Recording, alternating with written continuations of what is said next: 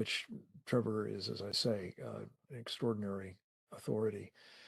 He is an author, a filmmaker, an essayist, a podcaster, a public speaker of great renown, and his books would fill a bookshelf. I think, in fact, many of them are on the one behind him, as a matter of fact, including Enemies Within and two multi-volume sets talking about the penetration by the Chinese communists and democratic socialists and others, Islamists among them, of our Congress.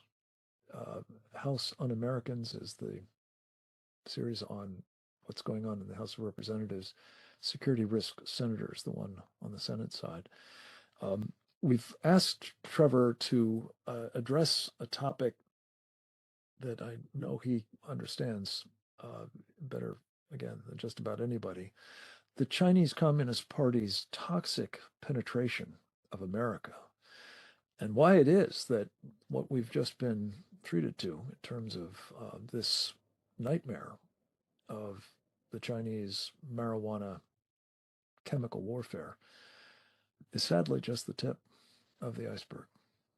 Trevor Loudon, welcome back. Over to you, sir. Thanks very much, Frank. I'd like to touch on an area that I think Sean and Robert have done a great job. Sean with the implications of drug use and why the Chinese do this, and Robert on the devastation this has done to Maine. But I'd like to put this in context of a broader strategy. And I want to quote, it's actually from my book on Kamala Harris, but I want to quote a top Chinese Communist Party official, Jin Kan Rong, an advisor to Xi Jinping, who gave this speech in Guangzhou City in 2016, July 2016. Now, I don't normally quote long passages, but I think this is worthwhile. We in the Chinese government hope that in the end, every US congressman's district will have Chinese investment, and China will be able to control 1,000 or several thousand votes and make the, oh, sorry about this. In fact, the US House of Representatives can be controlled because the United States has 312 million people and 435,000 members of the House of Representatives, 435 members of the House of Representatives. On average, a congressional district has about 750,000 people, 750,000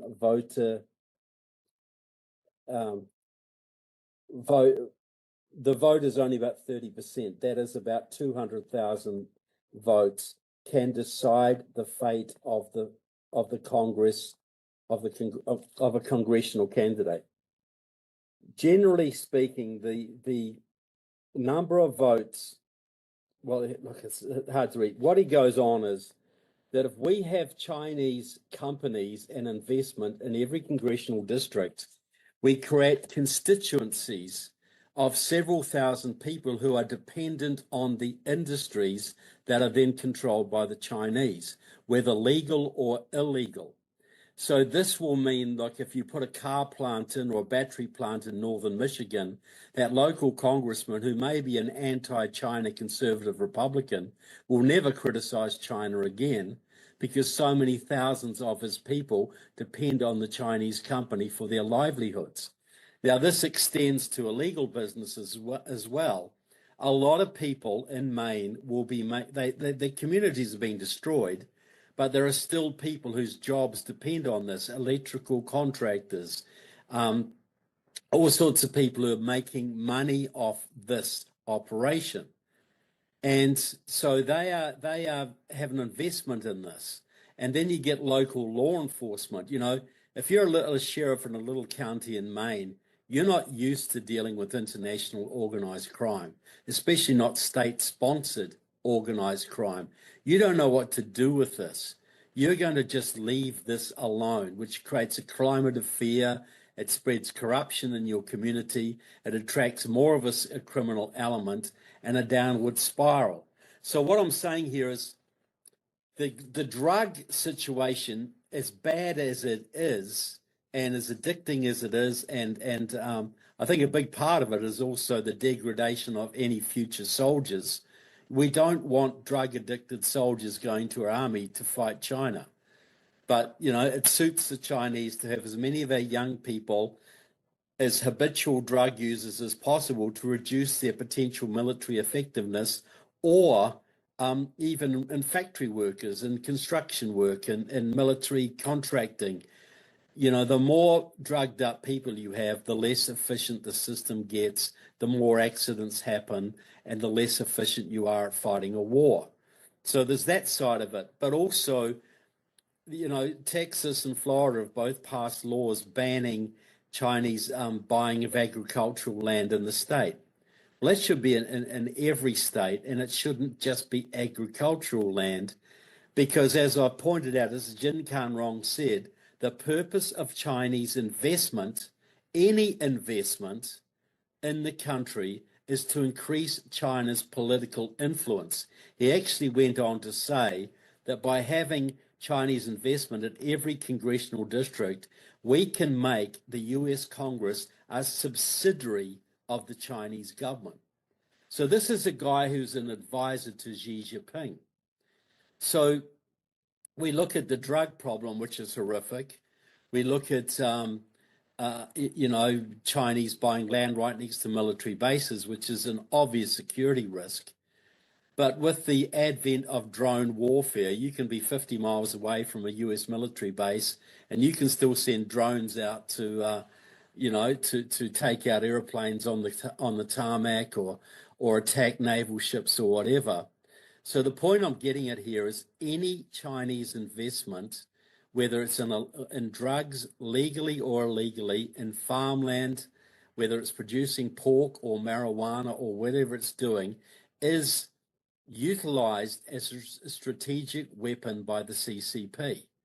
And it also increases political influence in that area, and it allows a flow of money to fund organizations like voter registration organizations, to bribe local politicians, to bribe local electoral officials.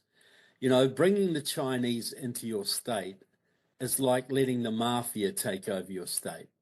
You'll make some money in the short term, but they'll sell drugs to your kids, they'll corrupt your politicians, they'll steal your technologies, they will interfere in your elections, and they will eventually take you over. That is how the CCP works. So it's not at all surprising that the CCP should be heavily involved in the drugs trade. As Sean pointed out, Mao Zedong was using it to defeat Chiang Kai-shek's forces. We know of the huge heroin use by the Chinese during the Vietnam War, you know, selling heroin into American troops serving in Vietnam.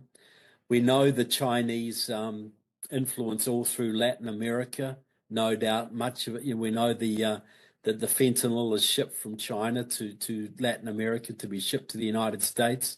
We know that China will execute marijuana dealers in their own country, but they'll give tax incentives to the people who produce the precursors for fentanyl, which are then shipped to the United States. We should understand that there is nothing the Chinese do in this country that is not politically tinged, whether it's their influence in sport or Hollywood or politics or academia or agriculture. There's always a political and strategic reason for what they're doing.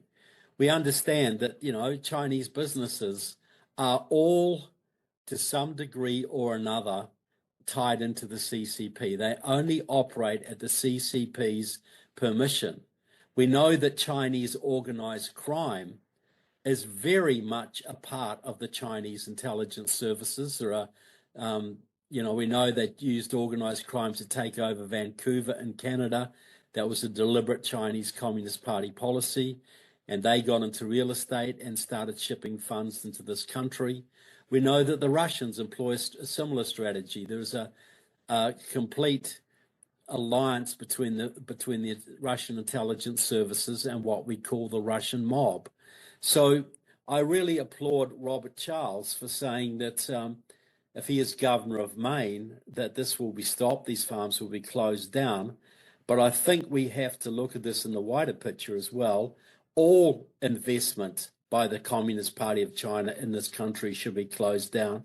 And Americans growing drug, and I'll say quite bluntly, the day that marijuana is prohibited at a federal level and at a state level, well, the federal government should be cracking down on any state that allows this cultivation, because it's always a corrupting influence. So I call for a complete end of communist Chinese investment in this country and a repatriation of that which is already here. It's just suicide, and an end to the so-called legal marijuana movement. Both of them are incredibly destructive, and it's not a surprise that the Chinese should use this destructive trade to do even more damage to this country in preparation for taking this country down. Trevor, thank you for what is an absolutely profoundly important contribution to this program, and really to the 210 or whatever it is of these webinars that we've done. You've been, as I mentioned earlier, a very important contributor to many of them, but I think this was a singularly clear call to action. And I just wanted to say something, if I may, about your point on the issue of Chinese investment in this country, in whatever form it takes. As it happens, and you may have had this in mind as you were speaking about a battery plant in upstate Michigan and its congressman being, reduced, and shall we say, in his willingness to talk about the Chinese threat by virtue of the fact that there might be employees there in the plant who are constituents and voters, at least some of them. As it happens, John Molinar represents people in upstate Michigan. He happens also to be the chairman of the House Select Committee on the Chinese Communist Party. And he has been doing, I think it's fair to say, extraordinarily important work of, raising awareness about what the Chinese are doing, specifically calling out people like Jamie Dimon, the CEO of JP Morgan, and Brian Moynihan, the CEO of Bank of America. He did it just, I think, yesterday on Maria Bartiromo's wonderful Fox Business program, pointing out that these are guys who are helping a Chinese battery manufacturer called CATL. The plant that it's trying to build, I think, is a little further south of his constituency, but there's another one called Goshen that was up in, that is, I think, in his district. And he's been very, very formidable in his opposition to both what the Chinese are trying to do and what Americans like Dimon and Moynihan are doing to help them. And I just wanted to say one further point on this, if I may. This issue of Chinese investment in the United States, inbound investment, if you will, is something that is featured prominently in a national security presidential memorandum that Donald Trump issued on the 21st of February, 2025. It explicitly says we are going to restrict what the Chinese are doing in terms of these investments, especially if they are in any way involving, national security related threats. And I think you've made the case persuasively, Trevor, that all of them do. The name of this memorandum is America First Investment Policy. The other part of it, by the way, is an outbound investment strategy. The president has explicitly said we're not going to be investing in Chinese companies, particularly Chinese military tied or civil military fusion companies, and that basically describes them all, as you've indicated, Trevor. So I just wanted to call attention to our audience of these important leaders on the one hand, and some of the work they're trying to do. We need to have, as you've said, Trevor, the president actually enforcing that America First investment policy. It's not been done so far.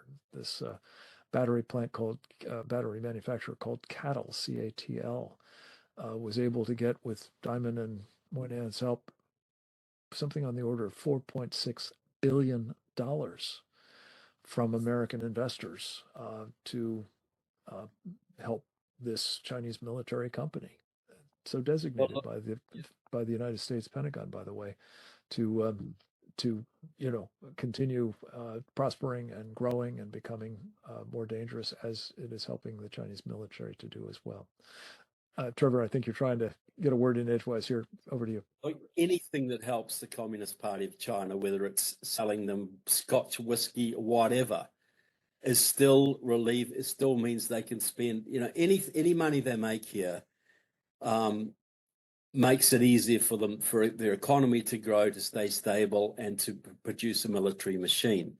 But look, we're talking about Goshen up in northern Michigan. When that was very controversial, the Freedom Road Socialist Organization, my favorite enemies of America, the pro-Chinese Communist Party that started the recent LA riots and ran the Black Lives Matter riots, was sending people up to northern Michigan from Detroit to lobby on behalf of that factory, to try and shut down the opposition to that factory by local people. So plus, I've talked a lot on these shows about the massive pro-Chinese voter registration organizations that they have here as well. Detroit Action and Detroit and Michigan, Pennsylvania Stands Up in Pennsylvania. So all of this, every bit of Chinese influence in this country is strategic. Now, a lot of these guys are just here to make money, but they are directed and given permission to operate in certain areas by the CCP. They don't mind their minions making some money as long as it has the desired strategic effect.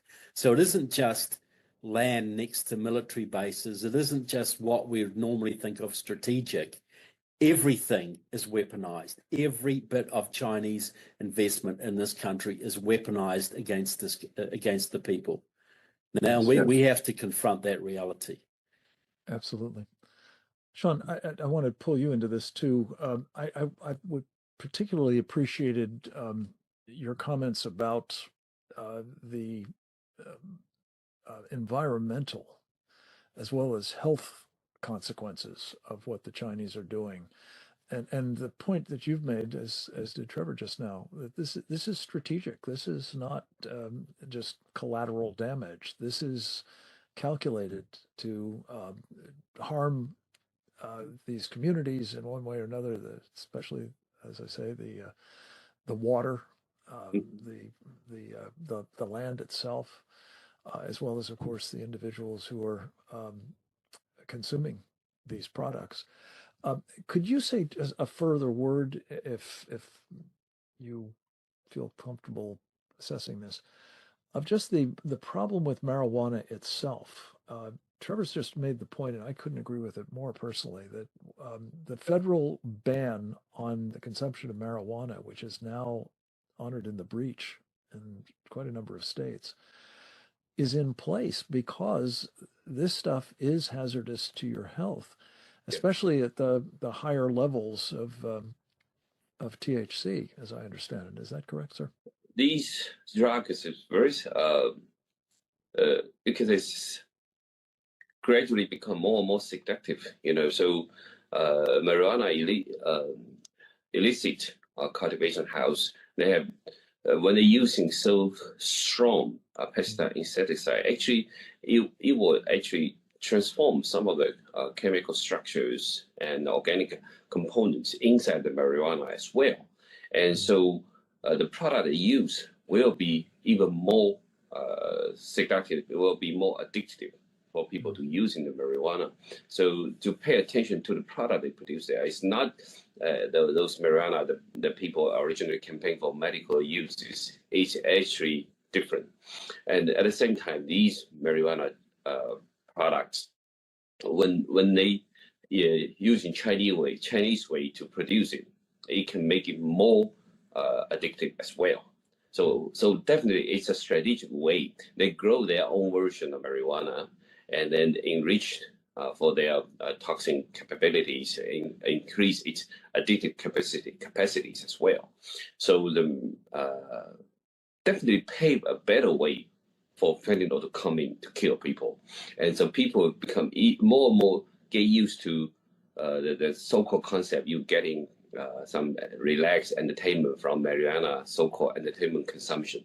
So definitely need to be tracking down in the history who was the forces promoting marijuana entertainment usage. I think there's a problem being rooted for a long time, and the communist ideologies and their tactics has been infiltrated in the United States for a long time. So that's created overall situation that American society changed their livelihood, changed their habits, changed their so-called entertainment resources. I think we need to look into that in a deeper way. I thank you for pointing this out. Our colleague Didi Logason has just shared with me some statistics that there are medical uses of marijuana that you just mentioned, Sean, that are allowed in 40 of our 50 states, and in 24 of the states, recreational use or entertainment use, as you put it, is permitted as well. And especially with just the higher power, I guess one might call it, of the legal versions of marijuana, to say nothing of what's being insinuated into the supply by the Chinese Communist Party and its triad gangs, is unquestionably going to compound the problem of drug abuse in our country, and harder drugs as well. All of which, as Trevor has pointed out, serves the interests of the Chinese Communist Party. This idea, I think, that marijuana is a soft drug, is one of the biggest demotivators you can possibly imagine. They don't call it dope for nothing. Like I got a very close friend who's got a young boy who works in a restaurant, and he's practically manager there now at 22, because he's the only one there that doesn't smoke dope. He's the only one that turns up there every day, that works a full shift, that is reliable. All of the rest of them are outside using marijuana at work. It is endemic amongst the young people, especially in certain industries. But it's a huge demotivator. It's an insidious drug, and I think it's worse than many of the so-called hard drugs because of the long-term psychological effects that it has on people. It's not an immediate thing, like it's not going to kill you, it's not going to send you to the emergency room, but over a period of several years' use, it's going to do massive damage to your psychology. And this is hundreds of thousands, if not millions, of young Americans who are coming into the workforce at low efficiency levels, and let alone what they'll be like in the military if called to serve. So yeah, I think marijuana is not in any way a soft drug or a harmless drug or a gateway drug to worse things. I think it is one of the worst things. Could I come back to you, Sean? Important point, and again, I think that there is a tendency to give the Chinese the benefit of the doubt when they insist that they're shocked. They're shocked that there's fentanyl, the ingredients for it coming out of China.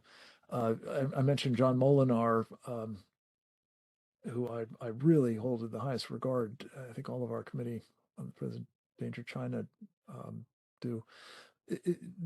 He has produced a study from the committee that indicates that the Chinese government is actually subsidizing the production of the fentanyl ingredients, as well as in the other ways that you're talking about, ensuring that they get to the hands of the cartels where they're assembled and then moved into the United States with just incredibly devastating effect. Trevor, would you like to say something further about this this issue of the Chinese Progressive Association, for example, and the ties to the official diplomatic apparatus of China and the United Front operations? Yeah, well, look, if you look at San Francisco, you know, 40 years, you know, and then up to the 1960s, you know, you had the Tongs in San Francisco who basically ran Chinatown, and they were sort of cross between organized crime and benevolent societies. They ran crime, but they also looked after the communities, and they were very anti-communist.